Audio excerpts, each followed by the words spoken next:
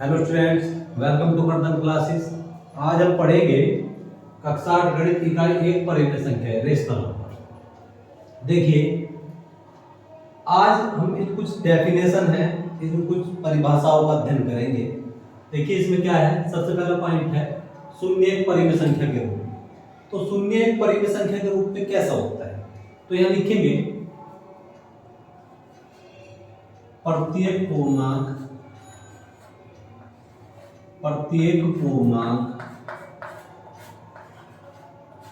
एक परिमेय संख्या होता है।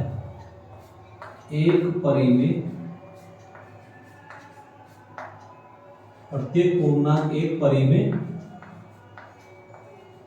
संख्या होता है। प्रत्येक पूर्णांक एक परिमेय संख्या होता है।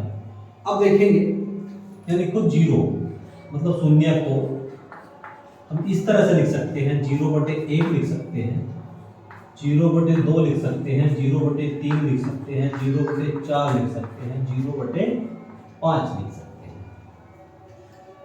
या एंड सो इस तरह से लिख सकते हैं, 0/-1 लिख सकते हैं, 0/-2 लिख सकते हैं, 0/-3 के रूप में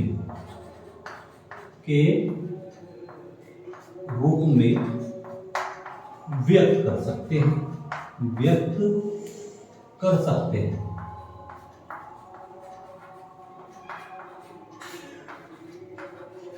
ये आपको पता ही है, जो संख्या p/q के रूप में लिखी जाती है वो परिमेय संख्या कहलाती है। ये p है, ये q है। ये q does not equal to 0, मतलब जो संख्या p/q के रूप में लिखी जाती है और नीचे वाला q 0 के बराबर न हो तो परिमेय संख्या कहलाती है। अब हम पढ़ेंगे योग का तत्समक अवयव, आइडेंटिटी एलिमेंट्स। देखिए, प्रत्येक पूर्णांक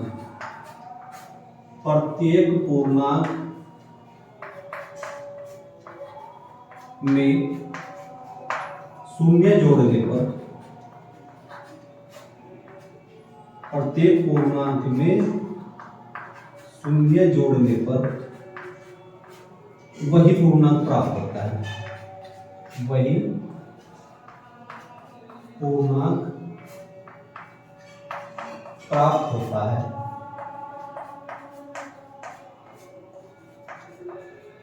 इसे योग का तत्समक अवयव, इसे योग का तत्समक अवयव कहते हैं। इसे योग का तत्समक अवयव कहते हैं। एग्जाम्पल देखेंगे, आप 0 में अगर 12 जोड़ दें तो आपको 12 मिलेगा। ये पहला एग्जाम्पल है। नंबर 2 देखिए, अगर 0 में p/q जोड़ दूं तो आपको p/q प्राप्त होगा। चलिए और देख लेंगे, तीसरा एग्जाम्पल और लेते हैं। अब की बात 3/5 में हम 0 जोड़ते हैं तो आपको 3/5 प्राप्त होगा। मतलब प्रत्येक वह पूर्णांक या परिमेय संख्या जिसमें 0 जोड़ने पर हमें वही पूर्णांक प्राप्त होता है, उसे आप योग का तत्समक अवयव, आइडेंटिटी एलिमेंट्स कहते हैं। अब किसी परिमेय संख्या की शून्य से गुणा, तो यहां लिखेंगे किसी परिमेय संख्या की शून्य से गुणा करने पर, किसी परिमेय संख्या या पूर्णांक, किसी परिमेय संख्या की शून्य से गुणा करने पर,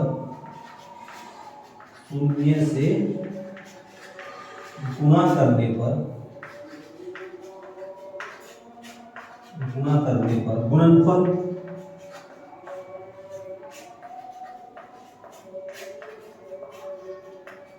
शून्य प्राप्त होता है।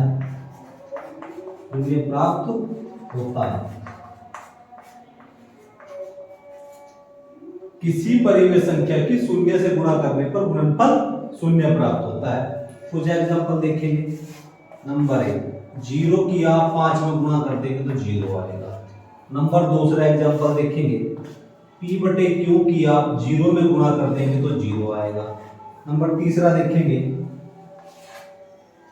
5 बटे 12 की आप जीरो में गुणा कर देंगे तो जीरो आएगा।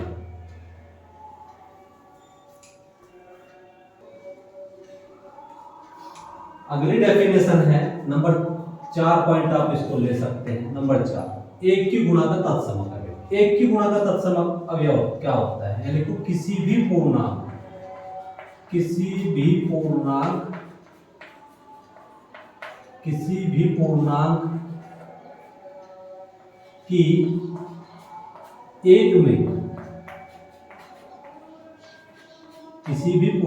की एक में गुणा करने पर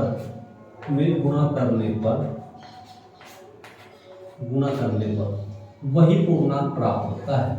वही पूर्णांक प्राप्त होता है।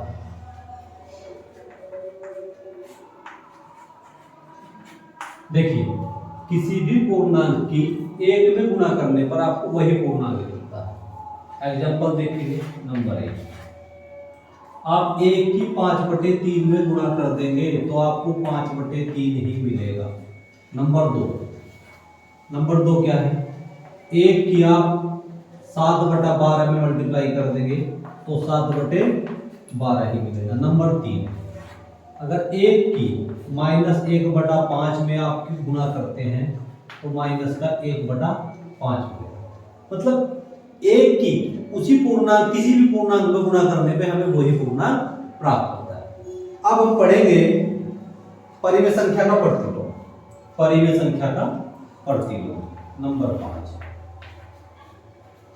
परिमेय संख्या के प्रतिलोम। परिमेय संख्या के प्रतिलोम।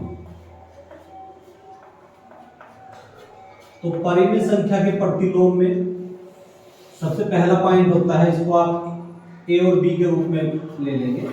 ए पॉइंट क्या है इसमें? देखिए, पहला होता है योगात्मक प्रतिलोम।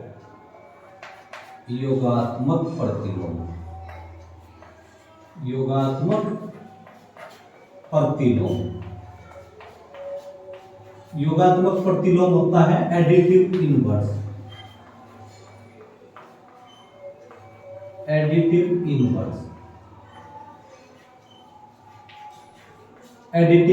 योगात्मक प्रतिलोम। देखिए, योगात्मक प्रतिलोम क्या होता है? प्रत्येक पूर्णांक के लिए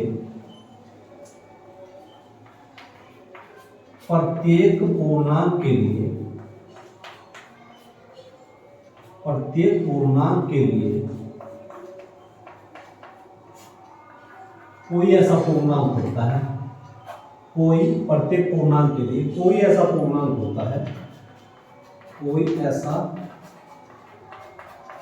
पूर्णांक होता है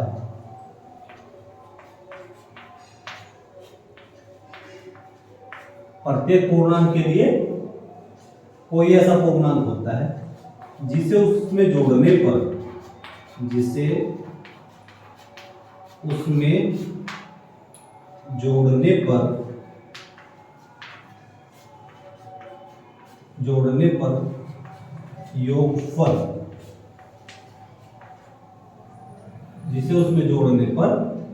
योगफल शून्य प्राप्त होता है।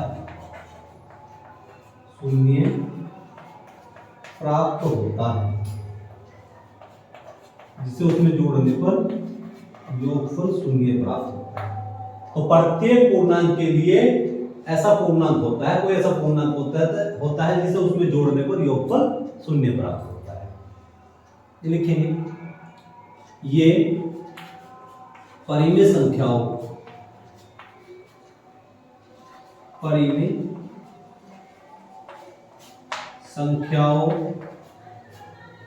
के ऋणात्मक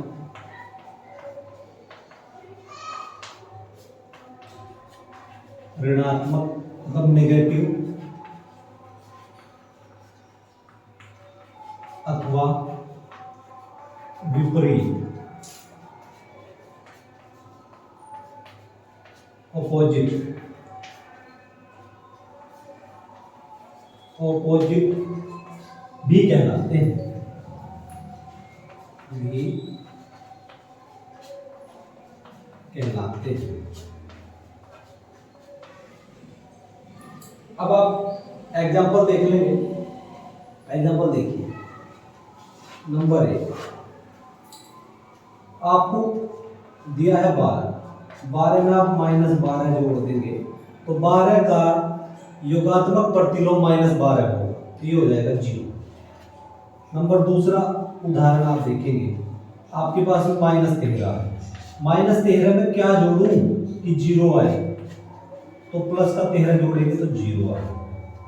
नंबर तीसरा देखेंगे, आपके पास में -7/5 है, तो -7/5 में क्या जोड़ूं कि 0 प्राप्त हो, तो 7/5 प्लस का जोड़ूंगा तो ये माइनस प्लस कैंसिल हो जाएगा।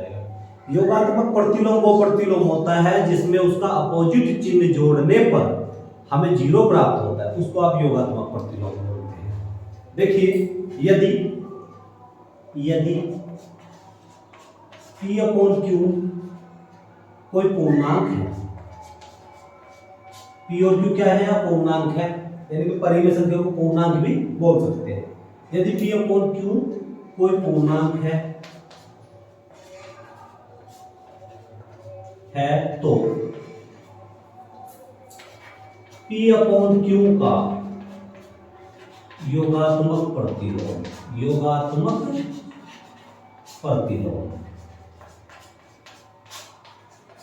P/Q का योगात्मक प्रतिलोम क्या करेंगे, माइनस जोड़ देंगे, माइनस लगा देंगे, माइनस का P/Q।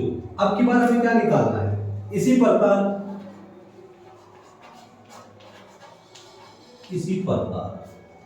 देखिए, -P/Q का योगात्मक प्रतिलोम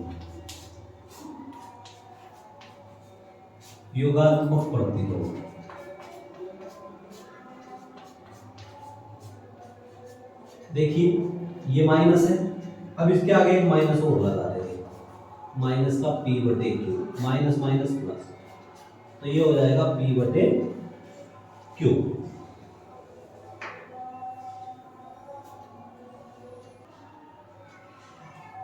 अब हम पढ़ते हैं, ए पॉइंट हम करा चुके हैं, 5वें का योगात्मक प्रतिलोम करा चुके हैं, वो पढ़ते हैं गुणात्मक प्रतिलोम, मल्टीप्लिकेटिव इनवर्स। गुणात्मक प्रतिलोम होता क्या है, तो यहां लिखेंगे प्रत्येक पूर्णांक के लिए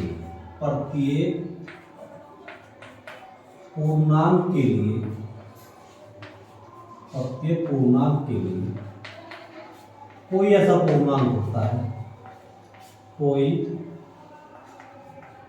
ऐसा पूर्णांक होता है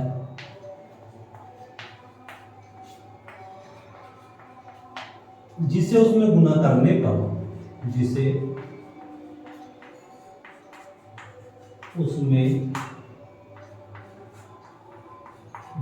गुणा करने पर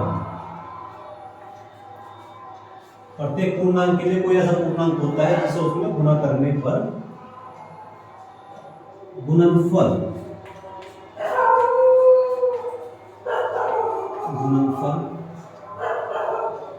1 प्राप्त होता है, उसे आप बोलते हैं गुणात्मक प्रतिलोम। अभी समझेंगे, इनमें ये एक दूसरे के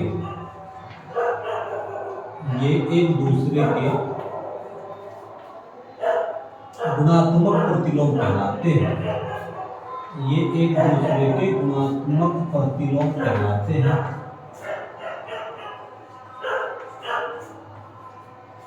ये एक दूसरे के गुणात्मक प्रतिलोम कहलाते हैं।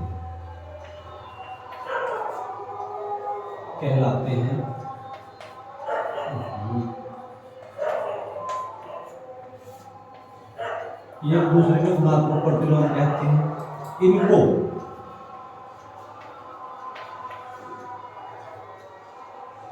व्युत्क्रम, इंग्लिश में रेसिप्रोकल भी कहते हैं। इनको व्युत्क्रम मतलब रेसिप्रोकल भी कहते हैं।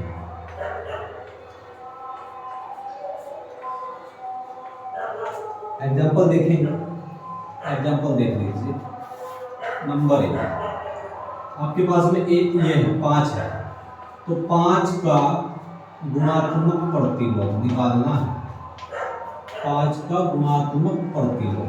अब क्या करेंगे, इसके सापेक्ष कोई ऐसी संख्या लेंगे जिसमें उसकी गुणा करने पर क्या है, उत्तर 1 आ जाना चाहिए। तो 1/5, क्योंकि 5 की आप 1/5 में गुणा करेंगे तो कितना आ जाएगा, 1। अब की बार आप देखेंगे नंबर 2 देखिए, आपके पास में क्या है 1/7 है। 1/7 का गुणात्मक प्रतिलोम निकालना है। गुणात्मक प्रतिलोम 1/7 का गुणात्मक प्रतिलोम क्या हो जाएगा, ये हो जाएगा 7, क्योंकि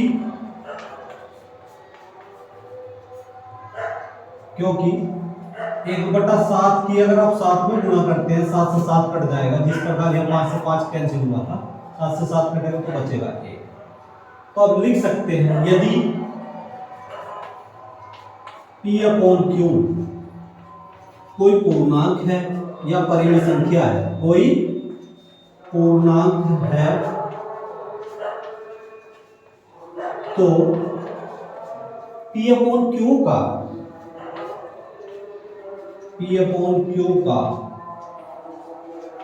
गुणात्मक प्रतिलोम,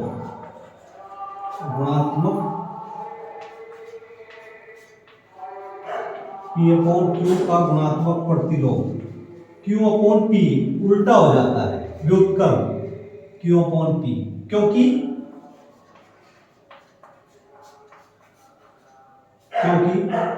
P/Q की आप मल्टीप्लाई कर देंगे Q/P में, तो क्या आएगा, Q से Q कट जाएगा, P से P कट जाएगा, तो कितना आएगा, 1 आएगा।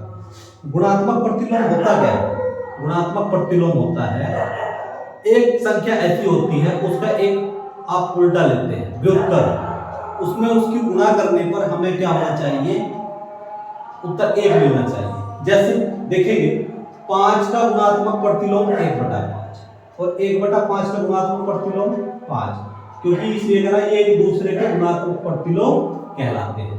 5 का गुणात्मक प्रतिलोम 1/5, 1/5 का गुणात्मक प्रतिलोम 5, 1/7 का गुणात्मक प्रतिलोम 7, 7 का गुणात्मक प्रतिलोम 1/7, और इन दोनों गुणनफल क्या आना चाहिए, 1 आना चाहिए। तो ये हमारा गुणात्मक प्रतिलोम है। और भी आप इसमें बहुत सारे एग्जांपल देख सकते हैं। देखिए और देख लीजिए आप, यदि लिखेंगे -7/12 कोई पूर्णांक है, तो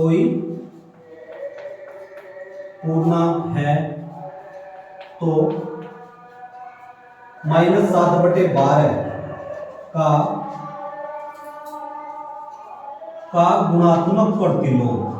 का गुणात्मक प्रतिलोम ये हो जाएगा -12/7, क्योंकि -7/12 और गुणा -12/7, देखिए 7 से 7 कटेगा, 12 से 12 कट जाएगा, माइनस प्लस, तो 1 उत्तर आ जाएगा। तो इसको आप गुणात्मक प्रतिलोम बोलते हैं। आशा है आप सबको ये डेफिनेशन समझ आई होगी। अब हम मिलते हैं आपको इससे अगले वाले लेक्चर।